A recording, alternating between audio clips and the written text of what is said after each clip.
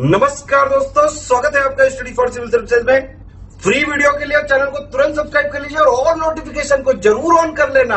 हमारा फ्री वाला टेलीग्राम ये वाला ग्रुप जरूर से जरूर ज्वाइन कर लीजिएगा। दोस्तों, आज का हमारा निबंध का विषय है भारतीय कृषि की अर्थव्यवस्था में भूमिका। अर्थव्यवस्था में भारतीय कृषि का कितना योगदान है, मतलब इंडियन इकोनॉमी जो है उसमें हमने कितना कृषि को घुसाया हुआ है या कृषि इसमें कितना रोल प्ले कर रही है, इसको हम लोग इसमें देखेंगे, मूल्यांकन करेंगे। और उसके साथ साथ हम ये भी जानने का प्रयास करेंगे कि कृषि का असल में महत्व कितना है। और महत्व निसंदेह बहुत ज़्यादा है, खासतौर पर भारत जैसे देशों में, लेकिन बदहाली भी उतनी ही ज़्यादा है। बहुत अच्छी स्थिति न तो किसानों की ही है न खेती की ही है। और ऐसे ही अगर चलता रहा तो अन्न के जो दाने होते हैं उसके लिए हम मोहताज हो जाएंगे। नोटों की गड्डियाँ और सिक्के हम नहीं खा सकते, कितने भी अमीर क्यों न हो जाए, कितने भी सक्षम क्यों न हो जाए। खाने के लिए गेहूँ चावल या अनाज की ही आवश्यकता पड़ेगी, और वह अनाज जमीन से पैदा होगा, किसान ही उसको दे सकते हैं या पैदा कर सकते हैं। तो इसलिए इनको सम्मान देना, जो कि सरकार इस समय देने का प्रयास कर रही है, सम्मान देना और उसके साथ साथ सही तरीके से इनका ध्यान रखना, ये अनिवार्य है। तो आइए देखते हैं यहाँ पर प्रारूप कैसा बनेगा। प्रारूप शीर्षक के हिसाब से होगा वर्तमान में जो आर्थिक परिदृश्य है, यानी आर्थिक स्थिति है, उसके हिसाब से कृषि के आंकड़े इसमें हम दर्ज करेंगे। उसके साथ साथ आर्थिक और सामाजिक उन्नयन में कृषि का योगदान कितना है, ये आपको इसमें दर्ज करना होगा। वर्तमान में सरकारी योजनाएं जो चल रही हैं वो कैसी हैं और कितनी उनकी सार्थकता है। देखिए, योजना बना लेना, योजना को क्रियान्वित कर देना, यही बहुत बड़ी बात नहीं है। वो सार्थक है अथवा नहीं, ये भी परख लेना चाहिए। तो यहाँ सार्थकता उनकी कितनी है ये आपको लिखना है। और जो खराब हालात हैं, ये दुनिया जानती है कि स्थितियाँ बहुत अच्छी नहीं हैं। किसानों की स्थिति हमारे देश में बहुत बिगड़ी हुई है इस समय। तो खराब हालातों के लिए उत्तरदायी कौन है, मतलब कोई व्यक्ति है या सरकार है, इसको भी हम लिखेंगे। और अंत में जो समाधान है उसको हम प्रस्तुत करेंगे, और यही हमारा उपसंहार होगा। तो इस तरह से प्रारूप आप बना सकते हैं। प्रारूप का ढांचा कुछ और भी हो सकता है, जैसा आप चाहें, लेकिन शीर्षक को ध्यान में रखिएगा। इसकी ज़रूरतों के हिसाब से ही शीर्षक जो कह रहा है उसके हिसाब से प्रारूप बनाएंगे तो अच्छा रहेगा। चलिए देखते हैं इसमें प्रस्तावना में क्या लिख सकते हैं। देखिए, भारतीय कृषि का जो अतीत है वो कैसा है, वो बड़ा ही अच्छा है, मतलब सुनहरा है, एकदम चमकता हुआ गौरवशाली अतीत है।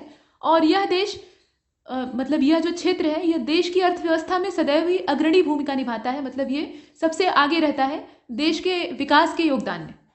और देख लीजिए, भारत विश्व का 10वां सबसे बड़ा कृषि योग्य भू संसाधन युक्त देश है, मतलब यहाँ पर जो भू संसाधन है कृषि योग्य, उसके मामले में हमारी स्थिति 10वीं है।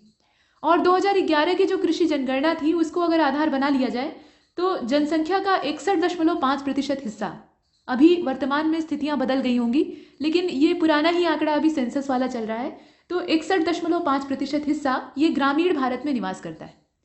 इसको आप लिख दीजिए। उसके साथ साथ कृषि पर उसकी निर्भरता है, ये भी आप लिखिएगा। ग्रामीण क्षेत्रों में निवास करता है, सिर्फ इतना पर्याप्त नहीं है, कृषि पर वो निर्भर है अथवा नहीं, ये आपको बताना पड़ेगा। और अब यह स्पष्ट है कि भारत की अर्थव्यवस्था में कृषि की भूमिका कितनी महत्वपूर्ण है, मतलब कृषि कितनी ज़्यादा इंपॉर्टेंस रखती है, ये भी आपको लिखना पड़ेगा। अब यहाँ पर एक घाघ की जो कहावत है, महाकवि घाघ थे, ये देशी जो एकदम ग्रामीण कहावतें होती थी उनको करते थे और बड़े ही अच्छे मौसम विज्ञानी माने जाते थे। सामाजिक चीज़ों की इन्हें बहुत बढ़िया जानकारी थी, और उसके साथ साथ मौसम और जलवायु का इन्हें बड़ा अच्छा ज्ञान था कि किस मौसम में किस प्रकार की गतिविधियाँ होती हैं और कौन सी दिनचर्या अपनानी चाहिए। इसको लेकर इन्होंने बहुत सारी कहावतें और जो दोहे हैं उनको बनाया है। यहाँ पर इन्होंने जो कृषि की महिमा है उसका वर्णन किया है। इसे आप देख रहे हैं, उत्तम खेती मध्यम बान, यहाँ पे बान होगा, बात नहीं होगा, ये गलत छपा हुआ है। निकृष्ट चाकरी भीख निदान, निषिद्ध चाकरी भी कहा जाता है, और भीख निदान, मतलब इसमें कृषि को सर्वोत्तम बताया गया है कि कृषि जो है वो सबसे अच्छा पेशा है। तो आप समझ लीजिए, जो व्यवसाय होता है उसमें भी अपने तरह की दिक्कतें होती हैं, और जो नौकरी होती है जिसके पीछे इस समय लोग हाथ पैर धोकर भाग रहे हैं, मतलब एकदम पीछे पड़े हुए हैं कि नौकरी तो चाहिए ही, वो भी सरकारी मिल जाए तो फिर क्या बात है। लेकिन नौकरी असल में क्या होती है, ये दूसरे की गुलामी ही तो है। जो दूसरा काम दे रहा है उसको आप कर रहे हैं, वो जैसे आपको कह रहा है वैसे आपको करना है, बदले में आपको पैसा मिल जा रहा है। यही काम आपके घरेलू नौकर भी करते हैं। तो यहाँ आप दूसरे के गुलाम हैं। लेकिन आज़ाद कौन है? किसान। किसान के पास अपनी ज़मीन है और वो अपने तरीके से बीज उसमें रोप रहा है, और अपना रोपा हुआ जो अनाज है उसको मेहनत करके पैदा कर रहा है और उसी को खा रहा है, वो किसी से कुछ मांगने नहीं जा रहा है। तो इस मामले में बेहतर कौन है? किसान। और पहले के समय में जो किसानी होती थी उसको सबसे श्रेष्ठ भी माना जाता था। ये ज़्यादा पुरानी बात नहीं है, आज से 30 साल पहले की बात है, और 30 साल इस मामले में ज़्यादा नहीं होते। किसानी को श्रेष्ठ माना जाता था और ये नौकरी जो होती थी इसको एकदम निकृष्ट पेशा माना जाता था। लेकिन जब बाद में कृषि की हालत बिगड़ने लगती है, कृषि की दशा में लगातार गिरावट आती है और यहाँ से लाभ कम होने लगता है, तो लोग जो है वो नौकरी की ओर भागते हैं और अंत में नौकरी को ही श्रेष्ठ मान लिया जाता है। तो ये तो समय का बदलाव है, लेकिन ऐसा हुआ क्यों? इसके पीछे देश की जो व्यवस्थाएं हैं, नीति निर्माताओं का जो दोष है, वो भी उत्तरदायी। फिलहाल यहाँ पर कृषि को सबसे उत्तम और जो चाकरी होती है यानी नौकरी होती है उसको सबसे नीचे बताया गया, और उससे भी जो घृणित चीज़ है वो भीख है। यानी अब कुछ ना मिले तो भीख मांग लीजिए। ये कहने का मतलब क्या है? यहाँ घाघ ने कहा है, जो घाघ जी थे उन्होंने कहा है वो खुद एक किसान थे, वो खुद एक कृषक थे। उन्होंने खेत की मेड़ पर बैठकर जो आसपास का परिदृश्य है उसको बहुत गहराई से देखा था, और इसीलिए उनके पास पूरी जिंदगी का अनुभव था और उसी अनुभव को ये यहाँ साझा कर रहे थे। देखिए, महाकवि घाघ जैसे अनेकों किसान हमारे भारत के गाँव में निवास करते हैं। इनके पास बहुत सारे अनुभव होते हैं। कभी इनके पास बैठ जाइए और इनसे खेती बाड़ी या गाँव से जुड़ी हुई चीज़ें पूछिए, फिर देखिए कि ऐसी ऐसी चीज़ें ये बताएंगे जिनको आप सुनकर चौंक जाएंगे। मतलब ये लेटेस्ट जानकारी से जुड़ी हुई होंगी। तो हमारा जो भारतीय दर्शन है वो गाँव में ही बसता है, वो शहरों में नहीं बसता। तो हमें अपने गाँवों से जुड़ा रहना है, और गाँवों से जुड़ा रहना है तो कृषि को नहीं छोड़ना है, क्योंकि ये तो नींव है। यहाँ पर इन्होंने कहा कि खेती सबसे उत्तम होता है, अगर संभव हो तो खेती करिए, किसान बनिए, यानी सबसे श्रेष्ठ वही होता है। आज़ादी एक बड़ी चीज़ होती है। उसके बाद अगर वो नहीं हो रहा है तो व्यवसाय करिए, व्यवसाय में भी आपको फ़ायदा होगा और आप अपनी मर्जी के कम से कम मालिक रहेंगे। और उससे भी अगर कुछ नहीं आपका काम बन रहा है, मतलब आप वो नहीं कर पा रहे हैं, तब आप जो निकृष्ट चीज़ है उसको करिए, यानी चाकरी करिए, किसी की गुलामी यानी नौकरी करिए। और वो भी नहीं हो पा रहा है तब भीख मांगिए, और कोई विकल्प ही नहीं है। तो ये इसका मतलब है। मतलब आप लिख दीजिएगा, और नहीं लिखना चाहे पूरा मतलब तो एक लाइन ये लिख दीजिएगा कि कृषि का जो पेशा है उसको इसमें सर्वोत्तम बताया गया है। और भारतीय कृषक को अन्नदाता कहा जाता है, तो आप जानते ही हैं। अन्नदाता सिर्फ कहते ही हैं, अन्नदाता मानते नहीं हैं। अब इसके बाद कृषि क्षेत्र की व्यापकता के बारे में जरा लिख दीजिएगा कि कृषि क्षेत्र की व्यापकता कितनी है। इसका पता इसी बात से लगता है कि खाद्यान्न उपलब्ध कराने के अतिरिक्त सिर्फ खाने का अनाज ही नहीं देता, उसके अलावा रोजमर्रा की जो उपयोग की चीज़ें हैं वह भी हमें कृषि से मिलती है। ये एक बड़ी बात है, तो इसको आप इसमें लिख सकते हैं। और यहाँ पर जो श्रम है, श्रम का मतलब क्या? मेहनत, वो कृषि की परिपाटी है। भारत में अगर कृषि को हम देखें तो मौसम आधारित ज़्यादा है, मौसम पर निर्भर है हम, और संसाधनों का अभाव है। जो किसान है वो बहुत ज़्यादा सुविधा संपन्न नहीं है। अभी भी जो पारंपरिक तरीके हैं उन्हीं से खेती, कटाई, बुआई जो भी कुछ है वो होता है। जो लेटेस्ट टेक्नोलॉजी है, जैसे कि विदेशों में किसान इस्तेमाल करते हैं और काफ़ी फलते फूलते हैं, वैसे ही हमारे यहाँ नहीं है। और यही हाल है, मतलब यही कारण भी है बदहाली का। तो इसलिए हम कह रहे हैं कि श्रम जो है वो कृषि की परिपाटी है। तो किसान तो मेहनती होता ही है। देखिए, आप अपनी मर्जी के मालिक तो हो जाते हैं खेती करते हैं तो, लेकिन यहाँ मेहनत जी तोड़ करनी पड़ती है, पसीने का दाम देना पड़ता है, तब आपको धरती से अनाज मिलेगा। लेकिन मिलेगा तो वो एकदम बहुतायत मिलेगा। एक दाना अगर आप धरती के अंदर डालते हैं तो वो आपको उसके बदले में सैकड़ों लौटाएगी। पृथ्वी जो है वो यहाँ दुगना चौगुना करने वाला बैंक नहीं है, बल्कि लाख और हजार गुना करने वाला बैंक है। ऐसा बैंक दुनिया में कोई दूसरा नहीं है। तो धरती इस मामले में बहुत कुछ देती है। एक कविता है ना, यह धरती कितना देती है, तो बहुत कुछ देती है, इसको हम लोग गिन नहीं सकते। और धरती से उन चीज़ों को निकालने वाला कौन है? किसान है। तो यहाँ पर श्रम उसकी परिपाटी है, मेहनत करेगा तभी निकलेगा। अब इसके बाद यहाँ आप इसको लिख सकते हैं। देखिए, बरसा रहा है रवि अनल, भूतल तवे सा जल रहा। ये कविता है, मैथिली शरण गुप्त जी की राष्ट्रकवि हैं। दिनकर भी राष्ट्रकवि हैं और मैथिली शरण गुप्त जी भी हैं। आप बताइएगा आपको किसकी कविता अच्छी लगती है। वैसे दोनों की कविताएं अच्छी हैं, और तुकबंदियां दोनों जने करते हैं, ये भी बात है। छंदबद्ध कविता लिखने का प्रचलन दोनों में है। फिलहाल, बरसा रहा है रवि अनल, भूतल तवे सा जल रहा है, चल रहा सनसन पवन, तन से पसीना ढल रहा। ये मेहनत की बात कही जा रही है। तब भी कृषक मैदान में करते निरंतर काम है, कि स्वार्थ के हित वे अहो लेते नहीं विश्राम है। मतलब यहाँ ये कहा गया कि कौन सा ऐसा उनका स्वार्थ है, कौन सा ऐसा मतलब है कि वो इतना ज़्यादा जी तोड़ मेहनत कर रहे हैं, लगातार मेहनत कर रहे हैं, कोई विश्राम नहीं ले रहे हैं। यहाँ यही बताया गया है कि मतलब सूर्य जो है वो एकदम जल रहा है, एकदम दोपहर वाला जो सूरज है वो चमक रहा है, और भूतल यानी जो जमीन है वो तवे जैसी जल रही है सूर्य की रोशनी में। और पूरा जो हवा है वो लू के झोंके हैं, सनसन पवन चल रहा है। तो ये पवन जो है ये ठंडा नहीं है, गर्म पवन है। और तन से पसीना ढल रहा, मतलब लगातार पसीने की जो बूंदें हैं वो बदन से टपक रही हैं। तो खेतों में आप काम करेंगे, फावड़ा और कुदाली चलाएंगे, हल चलाएंगे या कुछ भी करेंगे, तो वो मेहनत का काम होता है, पसीना तो निकलेगा ही।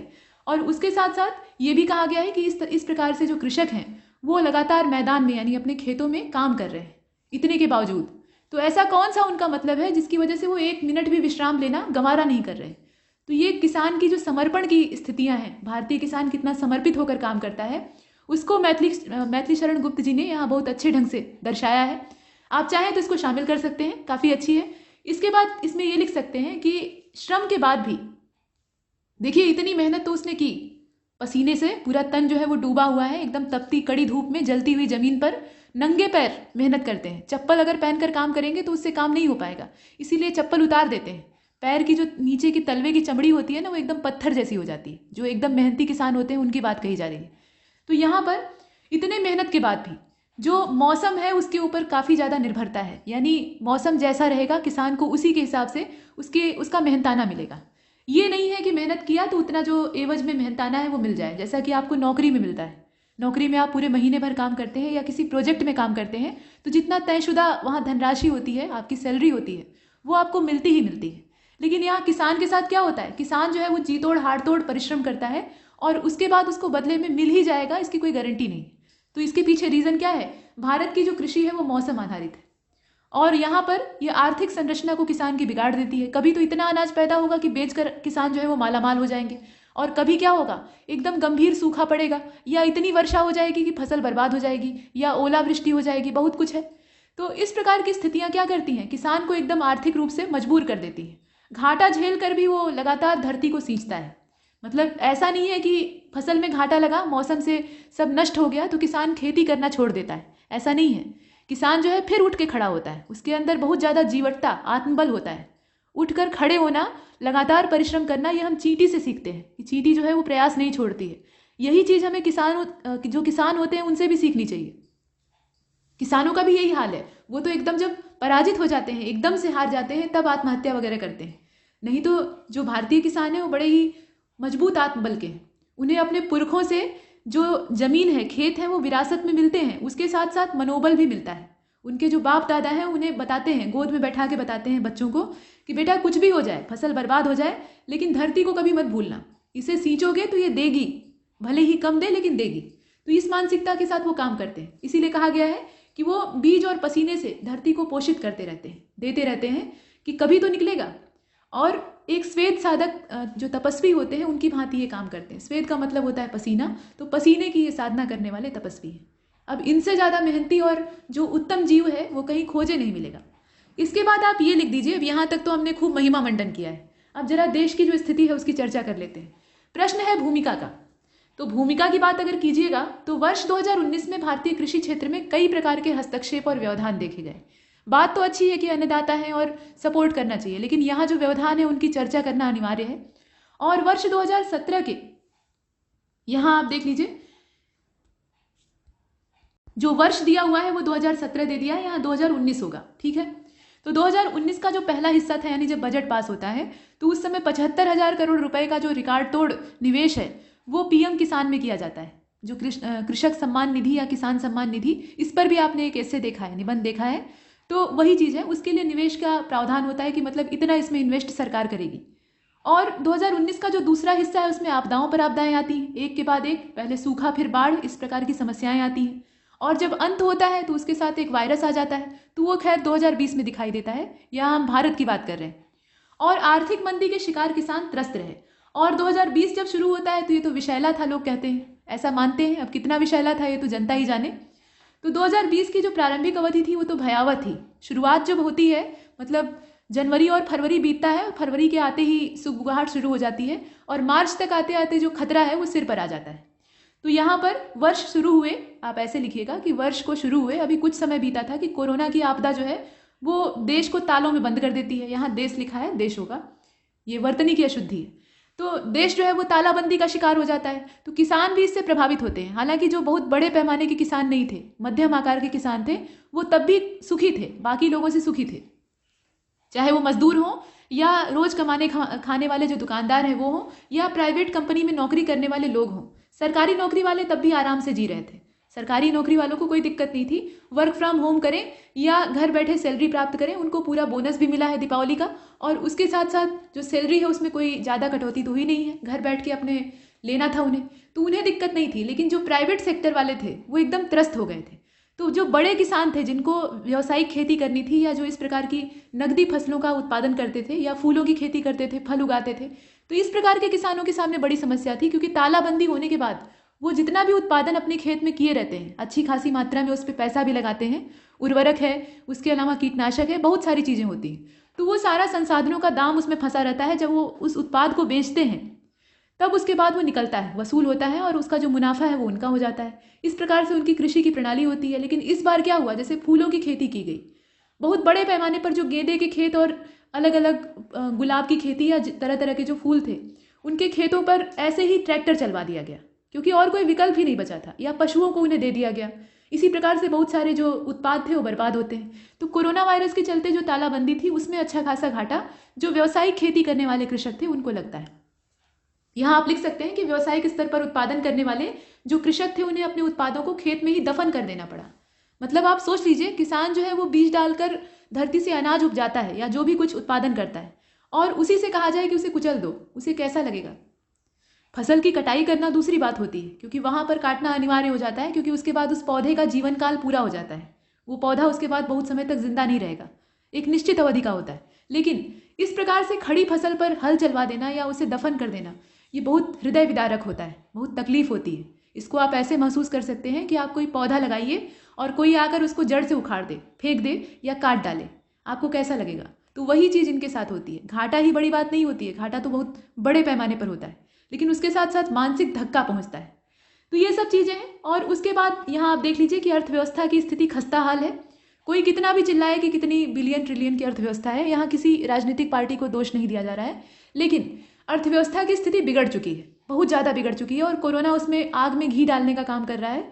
तो यहाँ जो खस्ता अर्थव्यवस्था है उसमें कृषि क्षेत्र भी परेशान है, बहुत ज़्यादा परेशान है। उसको आप लिख दीजिएगा कि कृषि क्षेत्र इसमें पिस रहा है।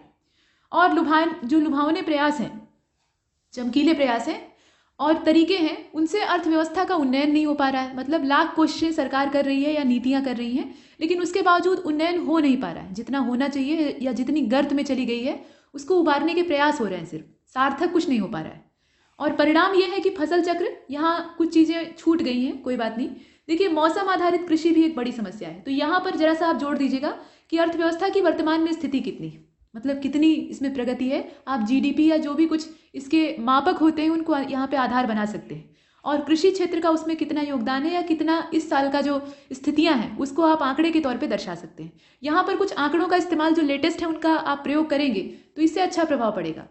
इसके बाद देखिए, परिणाम ये है कि यहाँ पे मौसम की बात की जा रही है। मौसम संबंधी जो अनियमितता है उसकी वजह से कृषि पर बहुत ज़्यादा प्रभाव पड़ा है। जलवायु परिवर्तन लगातार बहुत तेज़ी से हो रहा है और इससे जो कृषि क्षेत्र है वो प्रभावित हो रहा है। और आवश्यकता इस बात की है, अब देखिए यहाँ तक तो संकट के बारे में हमने लिखा, जितनी समस्याएं थी उनको उड़ेल दिया। अब आवश्यकता इस बात की है कि नीतियाँ बनाते समय, जो नीति हम लोग बनाते हैं, मतलब नीति निर्माता लोग जो होते हैं वो पॉलिसी बनाते हैं, तो पॉलिसी बनाने से पहले जो पीछे की हिस्ट्री है उसको एक बार देख लिया जाए, इतिहास को जरा गौर कर लें और पीछे जो गलतियाँ हमसे हो गई हैं। कहा जाता है ना कि अपनी गलतियों से आदमी सीखता है, लेकिन दूसरे के अनुभवों से भी सीखना चाहिए, नहीं तो अपनी ज़िंदगी में गलतियां करके सीखने में पूरी ज़िंदगी कम पड़ जाएगी। तो वही बात यहाँ भी है, अपने पीछे की जो त्रुटियां हैं उनको देख लेना चाहिए एक बार और दोबारा उस गलती को नहीं करना चाहिए। लेकिन यहाँ पर जो पॉलिसी मेकर लोग हैं वो दोबारा वही चीज़ें दोहराते हैं और इसका नतीजा ये होता है कि योजनाएं जितनी फायदेमंद नहीं साबित होती हैं उससे ज़्यादा उसमें जो निरर्थकता है वो आ जाती है। अब देख लीजिए, अनुभवों से कुछ सीखा जाए और जो अवसर सामने मौजूद है उनका समुचित इस्तेमाल किया जाए। थोड़ा सा अवसरवादी जो दृष्टिकोण है उसको अपनाने की आवश्यकता है, एक ढर्रे का काम करने से बचने की जरूरत है। अब यहाँ पे आप इकोनॉमिक सर्वे का बेस ले सकते हैं, जो आर्थिक सर्वेक्षण आया है 2019-20 वाला जो है, उसके हिसाब से देश की आबादी का एक बड़ा हिस्सा प्रत्यक्ष व अप्रत्यक्ष रूप से, यानी सामने से भी या पीछे से भी, अन्य क्षेत्रों की तुलना में खेती से जुड़ा हुआ है। जो लोग खेती से सामने से नहीं जुड़े हैं, जाकर खेतों में हल नहीं चलाते या बीज नहीं बोते हैं या किसानी नहीं करते हैं, उनका भी संबंध कृषि से है। और अगर देखा जाए तो पूरी दुनिया कृषि से जुड़ी हुई है, ये तो मानी हुई बात है, क्योंकि सब लोग खाएंगे तो है ही, तो खाने के लिए अनाज चाहिए और अनाज कहाँ से आएगा, वो खेतों से आएगा। तो इस प्रकार से तो पूरा विश्व ही जो है वो खेती से जुड़ा हुआ है और पूरा भारत भी। लेकिन यहाँ पर जो जुड़ने की बात है वो क्रियाशील रहने की बात से संबंधित है। तो इसमें आप लिख सकते हैं कि प्रत्यक्ष या अप्रत्यक्ष रूप से लोग जुड़े हुए हैं। इसके बाद देख लीजिए, चालू कीमतों पर जीवीए में जो कृषि तथा सहायक क्षेत्र हैं उनकी हिस्सेदारी कम हुई है, पहले से घटी है। 2014-15 वाली जो स्थितियाँ थी उसमें ये कितनी थी, तो उस समय ये 18.20 थी, यानी 18.20 इतने परसेंट थी, और वर्तमान में ये घट गई है। तो आप समझ लीजिए कि यहाँ पर ये विकास प्रक्रिया का उपहार है। ये जो वाक्य है ये व्यंग है, ये तारीफ नहीं है, यहाँ पर व्यंग कसा जा रहा है, तंज कसा जा रहा है। इसके बाद देख लीजिए, कृषि क्षेत्र में मशीनों का प्रयोग बढ़ा है। पहले की तुलना में हम ज़्यादा मशीनें इस्तेमाल कर रहे हैं। पहले क्या था, जो हल थे वो लकड़ी के होते थे और बैल उनको चलाते थे, तो वो भी कृषि अच्छी थी, भले ही उसमें उत्पादन कम होता था, लेकिन बाहर से कुछ नहीं लेना था। अभी तो आपको एक ट्रैक्टर लेना पड़ेगा, उसके साथ हल खरीदने पड़ेंगे, बहुत सारी जो चीज़ें हैं, मतलब मशीनें हैं, उनसे लैस होना पड़ेगा, तब जाकर आप कुछ कर पाएंगे। लेकिन पहले के समय में क्या होता था, पेड़ों की लकड़ियों से हल बन जाते थे, और गाय के जो बछड़े होते थे उनको बढ़िया खिला पिलाकर, बढ़िया से बॉर्नवीटा पिलाकर पैदा करते थे, और उसके बाद उन्हें बैल बनाते थे, और बैल बनाकर हल में जोत देते थे। उन्हें बढ़िया खिलाते थे और सिर्फ खुराक पर वो काम करते थे, उन्हें कोई पगार नहीं देनी होती थी। तो इस प्रकार की कृषि पहले होती थी, परंपरागत। अब क्या है, ट्रैक्टर से जो ट्रैक्टर में लगे हुए हल होते हैं उनसे जोता जाता है, और इसीलिए जो गाय के बछड़े हैं उनका महत्व ही घट गया है, उन्हें कोई भाव ही नहीं देता। ले जाकर जो सड़क होती है, राजमार्ग होते हैं, वहाँ छोड़ दिए जाते हैं, वो वहाँ छुट्टा घूमते हैं, लोगों को परेशान करते हैं तो लोग मारते हैं, या जो पशु तस्कर हैं वो उठा ले जाते हैं, उनका मांस का व्यापार करते हैं। तो ये सब एक दूसरे से जुड़ी हुई समस्याएं हैं। लेकिन फिलहाल यहाँ पर मशीनों का इस्तेमाल बढ़ा है, और सही बात यह भी है कि अगर मशीनीकरण नहीं हुआ होता, मतलब मशीनों का इतना ज़्यादा इजाद नहीं हुआ होता, तो उत्पादन जो है वो इतना नहीं होता। मतलब उत्पादन जितना इस समय हो रहा है उतना नहीं हो पाता। पहले क्या होता था, गोबर की खाद और जो सड़े गले पदार्थ होते थे उन्हीं को खाद के तौर पर इस्तेमाल करते थे, और हल और बैल वाली खेती होती थी। तो एक सीमित क्षेत्र में वो बीज की बुआई कर पाते थे, और जितना मात्रा में पैदावार होती थी उसका आधा कीड़े खा जाते थे। जो पैदा होता था वो भी बहुत ज़्यादा नहीं होता था, क्योंकि खाद जो है उतनी, जो रासायनिक खाद होती है उतनी ज़्यादा प्रभावशाली नहीं थी। गोबर की खाद अच्छी भले ही होती है, लेकिन जो यूरिया और डाई हम लोग ऊपर से छिड़कते हैं उसकी वो बराबरी नहीं कर सकती। ये नुकसानदेह भले ही है, जो रासायनिक खाद है ये फायदा नहीं करती है तो नुकसान करती है, लेकिन उत्पादन इससे बढ़ जाता है, इसीलिए लोग डालते हैं। और उसके अलावा तरह तरह के अब जो व्यावसायिक खेती करने वाले हैं वो हथकंडे अपनाते हैं। जैसे जो सब्जी की खेती करने वाले यहाँ पे उत्पादक लोग हैं, यानी किसान हैं, वो क्या करते हैं, सब्जियों को इंजेक्शन लगा देते हैं। शाम को एक इंजेक्शन लेकर जाएंगे और एक लौकी की जो बतिया होती है, यानी छोटी सी लौकी होती है, उसमें लगा देंगे, और सुबह वो एकदम बड़े साइज़ की बेचने लायक हो जाएगी। तो इस प्रकार का काम करते हैं। तो जो हार्मोन और यहाँ पे तरह तरह के इंजेक्शन होते हैं उनका प्रयोग किया जाता है। तो कुल मिलाकर जो मशीनीकरण है या आधुनिकता है, उसका उपयोग करने से या उसके समावेश से उत्पादन तो बढ़ा है, इसमें कोई संदेह नहीं। इसके बाद आप ये लिख दीजिएगा कि आर्थिक सर्वेक्षण जो 2014 से लेकर 20 तक का पूरा आंकड़ा है, मतलब बीच का जो पूरा समय है, उसमें कहा गया है कि भारत में मशीनीकृत कृषि ये 40% है। मशीनों पर हमारी जो निर्भरता है या मशीनों का जो उपयोग है कृषि क्षेत्र में, वो कितना है, 40% है। ब्राज़ील में यही चीज़ जो है ये 75% है। मतलब ब्राज़ील हमसे कहीं आगे है। अब आप समझ सकते हैं कि मशीनों का जब इतना ज़्यादा इस्तेमाल है तो वहाँ उत्पादन भी हमसे कहीं ज़्यादा होगा। और वही हाल संयुक्त राज्य अमेरिका का है, 95%। यहाँ तो टोटल लगभग सारा काम मशीनों से ही होता है। मतलब बोझ को बांधना, बोझ इकट्ठा करना, अनाज काटना, अनाज बोना, मतलब सारी चीज़ें जो है लगभग मशीनों से ही होती हैं। तो इसमें कामगारों की संख्या घटती है और मशीनों की तादाद बढ़ती है, ये बात है। और ये सब क्या है, ये हमसे बहुत ज़्यादा आगे हैं। और हमारे यहाँ जो कृषि ऋण है उसके भी वितरण में असमानता है। सिर्फ इतना ही नहीं है, मतलब बीजों और मशीनों की ही बात को अगर एक तरफ रख दिया जाए तो जो कृषि ऋण मिलते हैं उनमें भी बड़ी इरेगुलरिटी है। ग्रामीण परिवारों में आमदनी का दूसरा सबसे बड़ा साधन है पशुधन।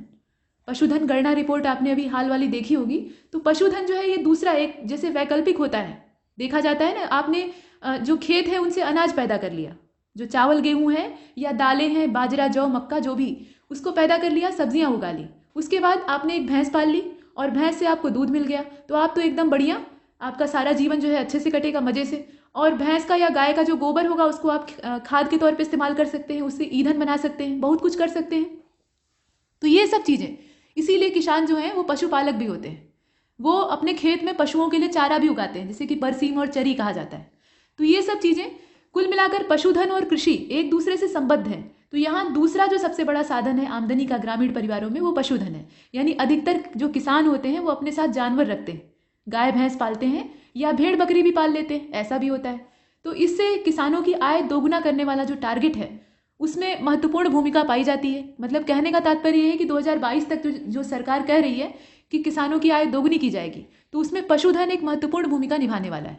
इसके बाद देख लीजिए, विगत 5 वर्षों के दौरान ये जो क्षेत्र है इसमें उल्लेखनीय बढ़त देखी गई है। और लगभग 7.9% जो औसत वार्षिक का यहाँ दर है उसको दिया गया है। तो ये आंकड़ा आप लिख दीजिएगा। कृषि उत्पादों का विश्व स्तरीय बाजार भी भारत की ओर आशा भरी दृष्टि से देखता है, क्योंकि खेत हमारे पास अच्छे खासे हैं और हमारी जो अर्थव्यवस्था है वो पहले से ही कृषि आधारित है।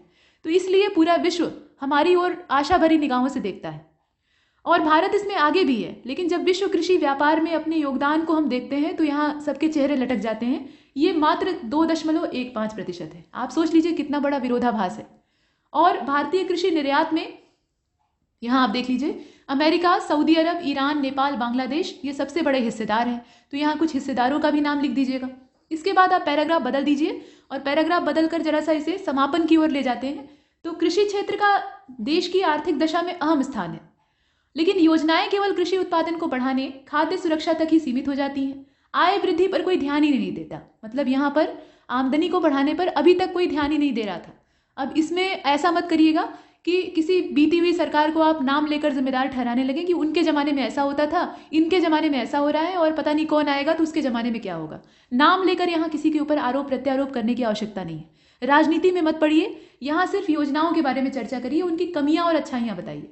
ठीक है, तो देखिए यहाँ पर हम ये कह सकते हैं कि ये जो आमदनी वाला क्षेत्र था, आर्थिक दशा, उसको बढ़ाने पर यहाँ कोई खास योगदान अभी तक नहीं दिया गया था। लेकिन अभी जो दोगुना करने वाली बात कही गई है वो थोड़ी उत्साहजनक है।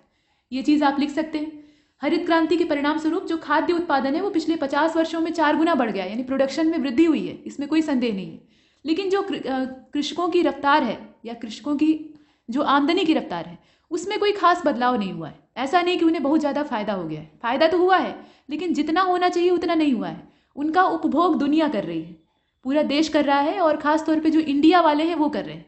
भारत यहाँ दे रहा है और इंडिया ले रहा है, तो भारत और इंडिया वाला जो विरोधाभास है वो यहाँ भी दिखाई देता है।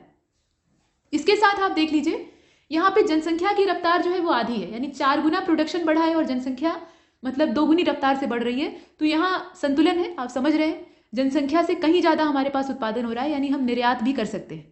इसके बाद देख लीजिए किसानों की जो आमद है वो जस की तस है, यानी इतने फायदे के बाद किसान तो मालामाल होने चाहिए, लेकिन ऐसा नहीं हो रहा है। माल कौन बटोर रहा है? जो उद्योगपति हैं, कारोबारी हैं या इस प्रकार के बिजनेसमैन हैं, वो यहाँ पे हाथ साफ कर रहे हैं। किसानों को कोई फायदा ज़्यादा नहीं हो रहा है और ये बहुत गंदी स्थिति है। इसके बाद देख लीजिए केंद्र सरकार ने वर्ष 2022 तक किसानों की आय को दोगुना करने का लक्ष्य रखा है। ये सार्थक पहल है, लेकिन सार्थक तब होगी जब देखा जाएगा कि ये कितनी सफल होती है। और अभी सफलता जो है वो अधर में लटकी हुई है, अभी उस पर कोई निष्कर्ष नहीं निकाला जा सकता। इसके बाद लगातार जनसंख्या का दबाव और कृषि भूमि के रूपांतरण के चलते औसत भूमि धारण में बड़ी गिरावट आई है। यहाँ पर अब अगर आप आंकड़ा देखना चाहें तो 2000 यहाँ पे अगर आंकड़ा देखें, पीछे से देखिएगा पहले पुराना वाला, तो 1970 से लेकर 71 वाला जो दौर था उसमें 2.28 हेक्टेयर होता था और बाद में ये एकदम बॉर्डर पे पहुंच गया है। मतलब इसकी स्थिति और ज़्यादा बिगड़ गई है। और आज़ादी के 70 साल से अधिक समय बीत जाने के बाद भी, देश को आज़ाद हुए 70 साल से ज़्यादा समय बीत चुका है, लेकिन कृषि विपणन का कार्य अभी भी बुरी अवस्था में है। हालांकि जो तत्कालीन सरकार है, मतलब आने वाली जो सरकारें होती हैं, वो इस पर कदम उठाती हैं और प्रयास भी किए जाते हैं, लेकिन प्रयास सिर्फ फाइलों और दस्तावेजों तक ही रहते हैं। और बिचौलियों के बिना खाद्यान्न की बिक्री और खरीद अभी भी बहुत कम देखी जाती है। भले ही ऑनलाइन कितने भी पोर्टल डेवलप कर दिए जाए कि ऑनलाइन अपना सामान बेच सकते हैं और दरवाजे पर आकर खरीदार आपका सामान ले जाएगा, लेकिन उसके बावजूद बीच में कोई मध्यस्थ जरूर आ जाता है और वो मध्यस्थ अपना कमीशन खाता है। तो इस प्रकार से किसानों को होने वाला फायदा पूर्ण रूप से नहीं हो पाता।